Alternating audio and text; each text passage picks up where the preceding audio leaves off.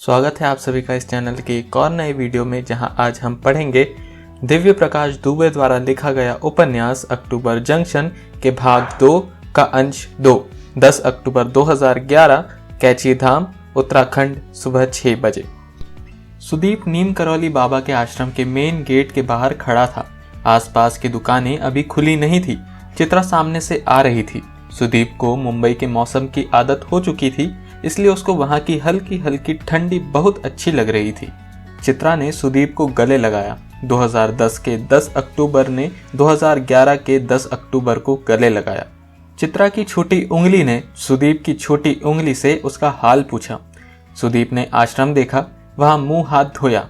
नीम करौली बाबा के बारे में जितनी ही कम जानकारी है, उतनी ही ज्यादा उनके बारे में कहानियां हैं। कुछ लोग उनको हनुमान जी का भक्त मानते हैं, कुछ कहते हैं कि वह खुद हनुमान थे। ऐसी मान्यता थी कि हिप्पी मूवमेंट के समय में नीम करौली बाबा विदेशियों में सबसे ज्यादा पॉपुलर थे। स्टीव जॉब्स अपनी भारत यात्रा के दौरान उनके आश्रम आया था। हालांकि स्टीव जॉब्स का बाबा से मिलना नहीं हो पाया था। बाबा ने सन 1973 में अपना शरीर छोड़ दिया था। सुदीप के आश्रम से लौटने तक पास में एक दुकान खुल चुकी थी। दुकान पर एक 18-19 साल की लड़की थी। सुदीप का चाय पीने का बहुत मन हुआ। उसने उस लड़की से चाय देने के लिए कहा और पूछा, बाबा ऐसा क्या करते थे कि अमेरिका से इतने लोग आते हैं? बाबा कोई चमत्कार भी करते थे क्या? लड़की बोली, बाबा अब भी आते रहते हैं। लड़की ने यह इतने सीरियस तरीके से कहा कि जैसे उसने खुद बाबा को देखा हो। कायदे से सुदीप को इस बात पर हंसना चाहिए था, लेकिन वह हंसा नहीं। लड़की ने चाय देते हुए कहा, फेसबुक को जिनने बनाया था, कुछ मार्क करके नाम है उनका। Mark Zuckerberg? हाँ वही, वो भी 2-3 साल पहले यहाँ आया था। चित्रा और सुदीप अभी तक करीब करीब चुप ही थे। 1 साल की दूरी के बाद बात शुरू होने में कुछ समय तो लगता है। चाय पीकर सुदीप ने पूछा, तो क्या प्लान है फिर? तुम्हारे पास टाइम कितना है उस पर डिपेंड करता है। वैसे नैनीताल गए हो कभी? यहाँ से बस 17-18 किलोमीटर दूर है। चित्रा ने पूछा। चलो सामान ले लो, टाइम का बाद में देखते हैं, आज का दिन तो है। चित्रा सुदीप को बताकर गई कि जितनी देर में वह सामान लेकर आ रही है, उतनी देर में वह नीम करौली बाबा के मंदिर में हो ले। सुदीप ने जल्दी जल्दी में आश्रम का चक्कर लगाया और आश्रम के अंदर से कोसी नदी को बहते हुए देखने लगा। नदी को बहते हुए देखना ऐसे कोई बड़ी बात नहीं, लेकिन नदी को बहते ही बहुत ध्यान से देखने पर एक मोमेंट आता है जब नदी रुक जाती है और बाकी सब कुछ पीछे छूटने लगता है। इसको साइंस की नज़र से देखे तो यह बहुत छोटी सी बात है, लेकिन अगर 1 मिनट को साइंस भूल जाए तो नदी का बहना बहुत बड़ी बात है। नदी और जिंदगी दोनों बहती है और दोनों ही धीरे धीरे सूखती रहती है। सुदीप कार से आया हुआ था, उसने ड्राइवर को वही छोड़ दिया। वैसे भी नैनीताल जाने के लिए थोड़े एक्सपर्ट ड्राइवर लगते हैं। सुदीप के लिए ये सब दिक्कतें कुछ थी ही नहीं। सुदीप ने जैसे ही पहाड़ के लिए अलग ड्राइवर लिया, चित्रा ने कहा, ड्राइवर की जरूरत नहीं है, मैं चला लूंगी। सुदीप को थोड़ा ताज्जुब हुआ। पक्का मार तो नहीं डालोगी? सुदीप ने पूछा। मैंने पहाड़ों में बहुत कार चलाई है, चिंता मत करो। और मर भी जाओगे तो क्या, तुम्हारे मरने की तो न्यूज़ बनेगी। हमारा क्या है, किसी को पता भी नहीं चलेगा कि चित्रा पाठक स्वर्ग सिधार गई। सुदीप कार में बैठकर अपनी बेल्ट लगाते हुए बोला, मैंने नैनीताल के सबसे अच्छे होटल में 2 कमरे बुक कराने के लिए अपनी टीम को बोल दिया है।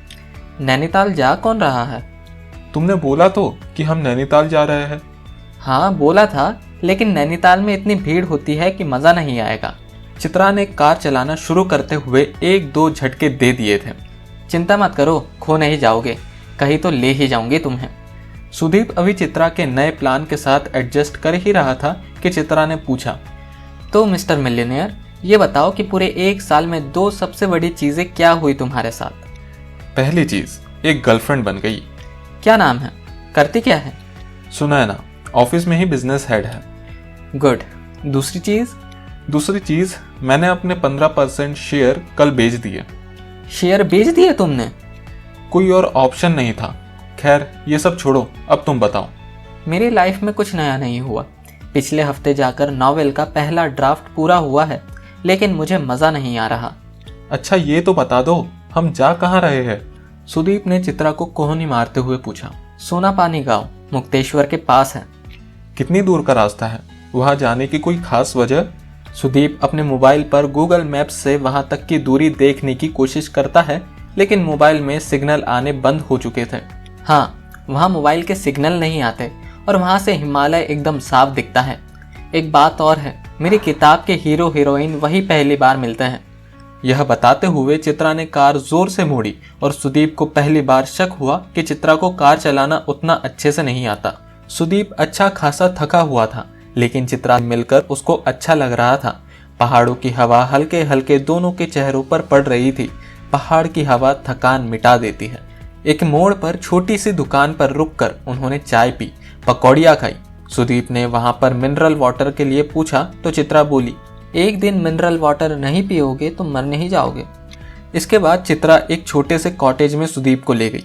कॉटेज में जाकर उसने बकायदा रूम के लिए मोल भाव किया। उसने स्टाइल मारते हुए कहा भी कि पिछली बार तो आपने इतना ही लिया था, अब इतना महंगा कर दिया। खैर, कॉटेज की खिड़की से बाहर पहाड़ कम, आसमान ज्यादा दिख रहे थे। सुदीप ने कमरे में अपना सामान रखा और जूते खोलकर बेड पर पैर रखकर बैठ गया। चित्रा ने अदरक वाली चाय बनाने के लिए होटल वाले को बोला। कमरे में एक अजीब सी हिचकिचाहट थी। प्यार से सब कुछ आसान होता है, सब पता होता है कि अब क्या करना है, लेकिन सुदीप चित्रा से और चित्रा सुदीप से कोई प्यार तो करते नहीं थे। इसलिए उन्हें समझ नहीं आ रहा था कि बातें खत्म होने के बाद बात क्या करनी होती है। असल में प्यार को हमने जिंदगी में जरूरत से ज्यादा जगह दे रखी है। हमें प्यार से जगह बचाकर कभी कभार ऐसे ही शहर से दूर चले जाना चाहिए जहाँ रिश्ते में प्यार तो हो, लेकिन प्यार का नाम न हो। थोड़ी देर में ही चाय आ गई। सुदीप ने चाय के कप को पूरी हथेली से पकड़ते हुए कप की गर्मी को छुआ। मौसम ठीक ठाक ठंडा था। चाय पीने के बाद चित्रा उठी और सामने खिड़की पर जाकर खड़ी हो गई। कमरे की बातें बार बार चुप हो जा रही थी। तभी सुदीप ने पूछा, तो तुम्हारी किताब में पहली बार हीरो हीरोइन से किस बात से बात शुरू करता है? चित्रा ने वही खिड़की से हंसते हुए कहा, वो पहली बार कुछ बोलते ही नहीं, बस एक दूसरे को देखते हैं। कभी तो बात शुरू करते होंगे, जब करते हैं तब क्या करते हैं? सुदीप ने अपना कप पास में पड़ी टेबल पर रखते हुए पूछा। हीरोइन हीरो के कमरे का दरवाजा रात के 1 बजे खटखटाकर पूछती है कि क्या वो उसके कमरे में आकर सो सकती है। उसको अकेले डर लग रहा है। हे भगवान, कैसी किताब लिख रही हो तुम, चीप टाइप। सुदीप ने हंसते हुए कहा, इसमें क्या बुरी बात है, किसी को भी डर लग सकता है। खैर, ये बताओ, तुम्हारे हीरो हीरोइन जिंदगी में कुछ करते भी है या बस फिल्मों के जैसे गाना गाते हैं और पहाड़ों पर घूमते हैं? मैं कुछ नहीं बता रही, तुम मजाक उड़ाओगे। चित्रा ने थोड़ा सा नखरा दिखाते हुए कहा। अच्छा ठीक है, नहीं पूछूंगा। इतना तो बता दो कि कहानी के एंड में वो मिलते हैं। मैं कुछ भी नहीं बताऊंगी तुमको, हर चीज का मजाक उड़ाते हो तुम। इसके बाद चित्रा ने अपने बैग से किताब की मैन्युस्क्रिप्ट निकाली और सुदीप की ओर बढ़ाते हुए कहा कि अगर मन करे तो पढ़ लेना। किताब की लेखिका सामने बैठी है, फिर भी कहानी पढ़नी पड़ेगी? इतना काम कराओगी तुम? सुदीप ने मैन्युस्क्रिप्ट पलटते हुए कहा, मन करे तो पढ़ना, नहीं तो कोई जबरदस्ती नहीं है। चित्रा ने कहा, अच्छा ये बताओ कितना थके हो? अगर कम थके हो तो पास में कहीं आवारागर्दी करने चले? चित्रा ने बाहर देखते हुए पूछा। थोड़ी देर में चले, रात में सही से नींद नहीं आई, 1-2 घंटे सो लूं। सुदीप ने अपना मोजा उतार कर बेड पर लेटते हुए कहा। चित्रा यह कहकर कमरे से निकल गई कि वह कुछ देर बाहर घूमकर आ जाएगी, उतनी देर वह सो जाए। तय यह हुआ कि दोनों दिन में आवारागर्दी करने जाएंगे। जितनी देर के लिए सुदीप सोया, उतनी देर में चित्रा ने बाहर निकलकर आसपास वालों से दोस्ती करके होटल वाले से उसकी बाइक ले ली थी। चित्रा करीब 1:30 बजे कमरे में घुसी और सुदीप को उठाना शुरू किया। सुदीप बहुत गहरी नींद में था। उसने कई बार सुदीप को कान में फुसफुसाकर उसको उठाने की कोशिश की, लेकिन सुदीप पर कोई असर नहीं हुआ। उसको सोता देखकर कायदे से चित्रा को सुदीप का सिर हिला देना चाहिए था, लेकिन वे कोई प्यार में थोड़े थे। चित्रा ने सुदीप का कंबल हटाया और अपने मोबाइल पर तेज आवाज में गाने बजा दिए। चित्रा की इतनी मेहनत के बाद कहीं जाकर सुदीप पर हल्का फुल्का असर हुआ। वह थोड़ा डिस्टर्ब हुआ और अपना कंबल वापस खींच लिया। इस बात पर अब चित्रा को गुस्सा आ गया। उसने सुदीप को जोर से हिला दिया। फिर चित्रा को लगा कि रात भर ट्रैवल करके आया है, इसको अभी उठाने का फायदा नहीं है।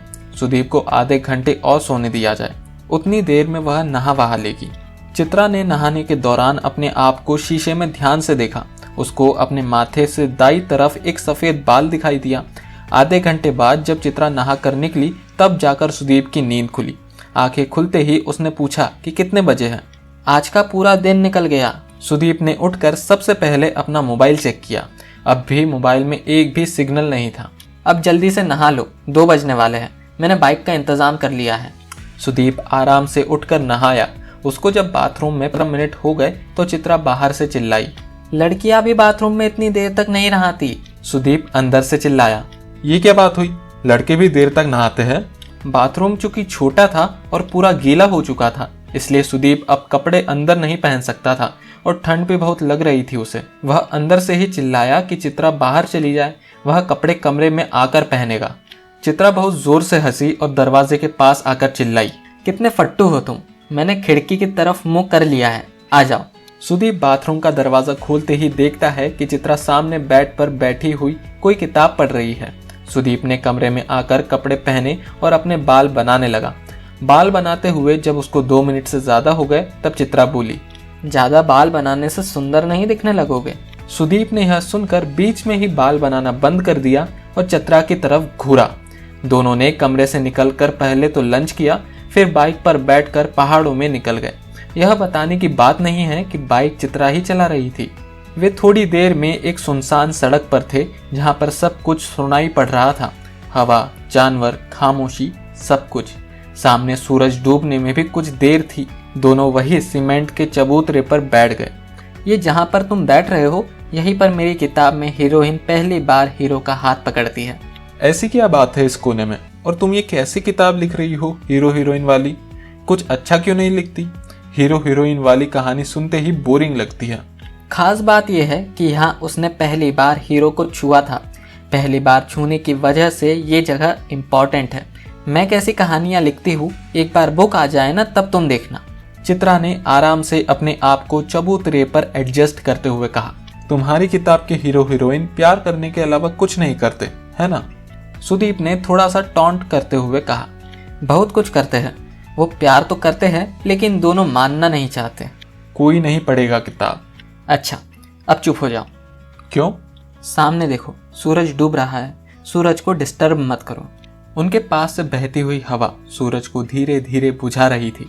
बुझते बुझते सूरज उदास था, क्योंकि उसको शायद पता था कि शहर के जिस कोने में दोनों आज शाम बैठे हैं वहां कल नहीं होंगे। सूरज से मुलाकातें होती रहेगी लेकिन उनका अपना कोना खो जाएगा। चित्रा और सुदीप साथ साथ रहे न रहे, उनके बीच का कुछ न कुछ हमेशा खोता रहेगा। दूर कहीं कोई बूढ़ी औरत एक पहाड़ी गाना गा रही थी जिसका मतलब दोनों को ही नहीं पता था। सूरज को भी उस गाने का मतलब नहीं पता था, लेकिन वो इतनी बार यह गाना सुन चुका था कि उसे वो गाना याद हो गया था। ठीक वैसे जैसे बच्चे को लोरी याद पहले होती है और समझ बहुत बाद में आती है। सूरज के लिए दुनिया एक दिन और पुरानी हो गई थी। चित्रा और सुदीप के लिए दुनिया में होने का मतलब बस शाम को डूबते हुए सूरज को देखकर चिपक कर टहलना भर था। चित्रा और सुदीप 2 दिन वहां रुके और दोनों दिन वे शाम इसी जगह पर आकर बैठे। 2 दिनों के दौरान वे कुछ देर बातें करते, कुछ देर चुप हो जाते। जितनी देर चुप होते उनको ऐसा ऑकवर्ड नहीं लगता। मुक्तेश्वर, जहां सुदीप और चित्रा रुके हुए थे, वहां पर एक म्यूजिकल बैंड रुका हुआ था, अपने अपने घरों को काफी पीछे छोड़ आए लड़के लड़कियों का। ये लोग शाम को आग जलाकर चारों ओर बैठ जाते। कोई कहानी सुनाता तो कोई कविता तो कोई गाना। किसी के पास दुनिया घूमने के किस्से थे तो किसी के पास हिमाचल के किसी छोटे से गांव में रहने वाली दुनिया की सबसे खूबसूरत बच्ची की कहानी। अगर कोई उन लड़के लड़कियों से इस दुनिया का सबसे घिसा हुआ सवाल पूछता कि और बताओ, तो हर किसी के पास बताने को बहुत कुछ था। उनकी कहानियों, कविताओं और गानों में रिजॉर्ट के सभी लोग खो जाते थे। जिसका जितना मन होता वह एक झोले में पैसे डाल देता। सुदीप ने सबसे नज़र बचाकर उनके झोले में 1 लाख रुपए का चेक रख दिया था। जिंदगी का एंड ऐसा ही होना चाहिए, जब गाना बजाना चल रहा हो और जब अगले दिन की सुबह का इंतजार ना हो। चलने से पहले सुदीप ने अगले साल का कोई वादा नहीं लिया।